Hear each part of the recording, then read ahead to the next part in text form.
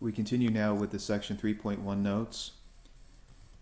When a quadratic function is expressed in standard form, we may easily identify the vertex of its parabola when the vertex is some point other than the y-axis. Standard form also allows us to make use of the transformation rules learned in section 2.7 and to sometimes more easily find x-intercepts. So the standard form is going to make it easier in some cases to graph a parabola, easier to identify the vertex, and sometimes even easier to find x-intercepts. What is the standard form? A quadratic function written as f of x equals a times x minus h squared plus k is said to be in standard form. Its graph is a parabola with vertex h comma k and axis of symmetry x equals h. So if we can write the function, or if the function is given in standard form, by identifying h and k within the standard form, as I'll be demonstrating in a few moments, we can identify the vertex and start the process of graphing the parabola. The quadratic functions of example 1 are all written in standard form, although it's not written explicitly. And I'll give you an example. We had y equals x squared minus 4.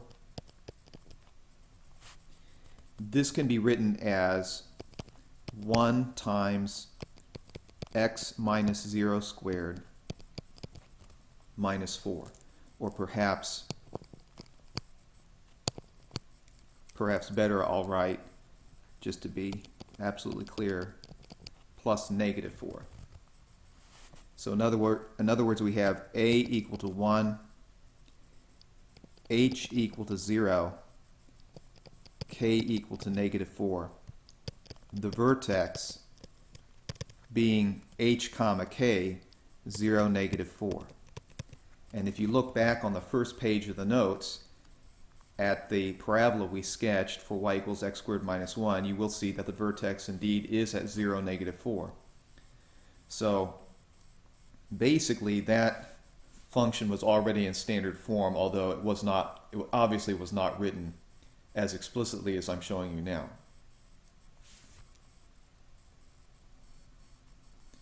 We will now look at some examples where we'll identify the elements of the standard form and use them to graph the parabola. So we'll begin with y equals x minus 2 squared minus 4. What I'll do is just write the standard form next to it, a x minus h squared plus k. Let's identify a, h, and k for this particular equation. It's already in standard form. So in this case we have a equal to 1, h equal to 2, k equal to negative 4. It's x minus 2 squared plus negative 4. So k is negative 4. So first of all, the fact that a is equal to positive 1 indicates that the parabola opens up. So I'll just note that. So the value of a determines whether the parabola opens up or down. The sign of a, I should say. The vertex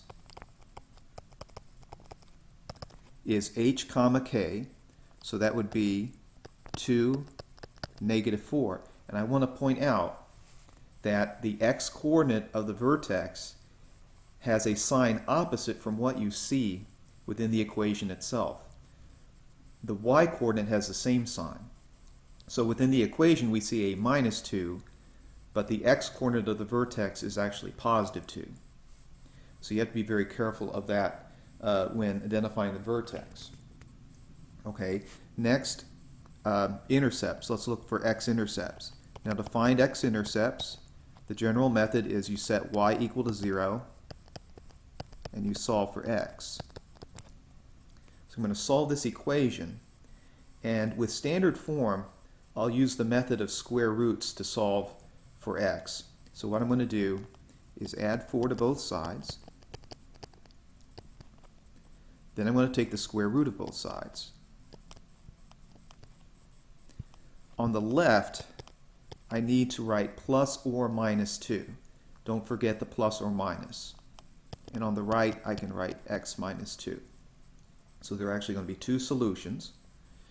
If we add 2 to both sides, we get x equals 2 plus 2 or 2 minus 2. So just showing one more step here. X equals 2 plus or minus 2. So we get 2 plus 2 or 4, 2 minus 2 or 0. So in other words, the x-intercepts would be 4, 0, and 0, 0. Let me plot some of these points we've obtained so far. We have the vertex at 2, negative 4. And then we have the x-intercepts at 0, 0, and 4, 0. So you can already probably get an idea of what the parabola looks like. Notice that 0, 0 is a y-intercept as well as an x-intercept. So there's really no need to find the y-intercept separately, since the origin serves as, if the graph passes through the origin is both an x-intercept and a y-intercept for the graph. The only thing left to do would be to maybe plot a couple of additional points to get a better feel for the actual shape of the parabola. And for this purpose, we can just choose maybe x equals 1, x equals negative 1. We really only need to look at 2 additional points and then make use of symmetry. So just make a little table here. If I choose 1 and negative 1 for x, for 1 I would get y equals negative 3, and for negative 1 I would get y equals positive 5. And what I'm doing is I would just go back up to the original equation and substitute x equals 1 and then x equals negative 1 to that equation and solve for y. I'll let you check that for yourself. That's not too hard to do. So I would, in addition, get the point at 1, negative 3, and then another point at negative 1, 5. Now keep in mind that through the vertex is an axis of symmetry. Let me indicate that as a dashed line. So we can make use of the symmetry of the parabola to find a couple of additional points. If the point 1, negative 3 is on the graph, by symmetry, 3, negative 3, the point exactly the same distance across the axis of symmetry from the point 1, negative 3 should also be on the graph. If the point negative 1, 5 is on the graph, then if we reflect that point across the axis of symmetry, the point, so if the point negative 1, 5 is on the graph, the point 5, 5 should be on the graph. That point should be the same distance from that axis of symmetry. So by symmetry, we get a couple of additional points without having to do any additional computations. And now we should have a very good idea of what the graph looks like. So it should be a smooth curve.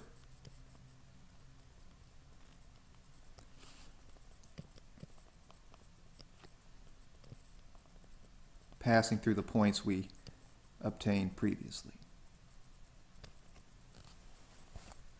And there's your parabola. Now let's look at part B of example 2, y equals negative 2, x plus 1 squared plus 6, and we'll just repeat what we did for the equation in part A. We're going to try to match this up to standard form. So let me just write the standard form. Y equals a, x minus h squared plus k. In this case, we have a equal to negative 2. H is negative 1. because it's x minus h and we see x plus 1. So that would mean h would have to be negative 1. And then k is positive 6. So notice again how the value of h is opposite the sign that you see within the equation. The value of k has the same sign. From the value of a, we conclude that because a is negative, the parabola opens down, and that the vertex using h and k is negative 1, 6. Negative 1, 6.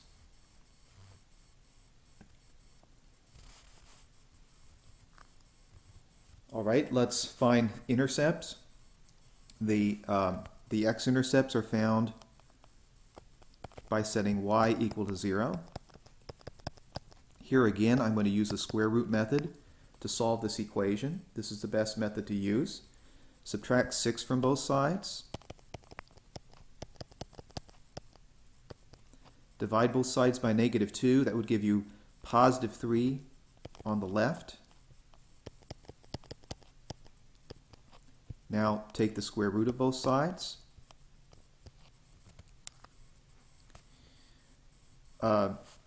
When we do this, we get a plus or minus sign again on the left. X plus 1 on the right. So we would obtain x equals negative 1, subtracting 1 from both sides, plus or minus the square root of 3. Now these are irrational numbers, so we have to approximate them. For negative 1 plus the square root of 3, using a calculator, we would obtain approximately 0.7. And for negative 1 minus square root of 3, we would obtain approximately negative 2.7. So you can just use a calculator for that. So our x-intercepts,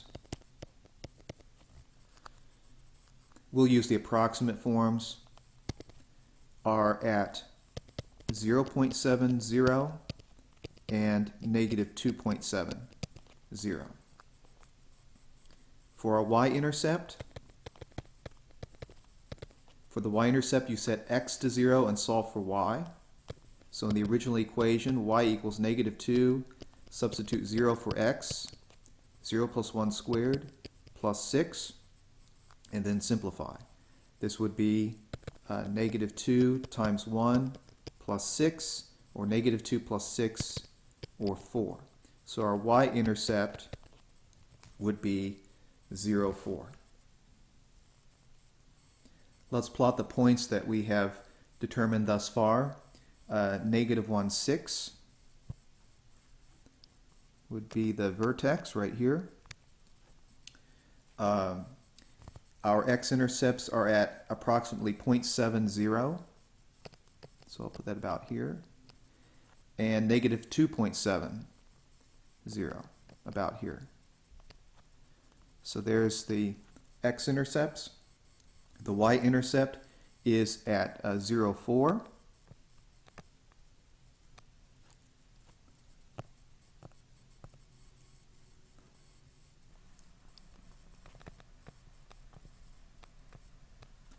And then by symmetry, there'd be a point also at negative 2, 4, because again we have the axis of symmetry running through the vertex. So we can make use of that symmetry.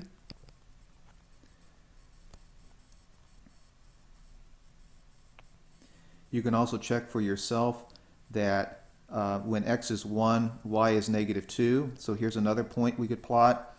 And then by symmetry, negative 3, negative 2 would have to be on the graph as well. And I'm running short on time, so I paused and sketched the graph so you can see what the graph looks like.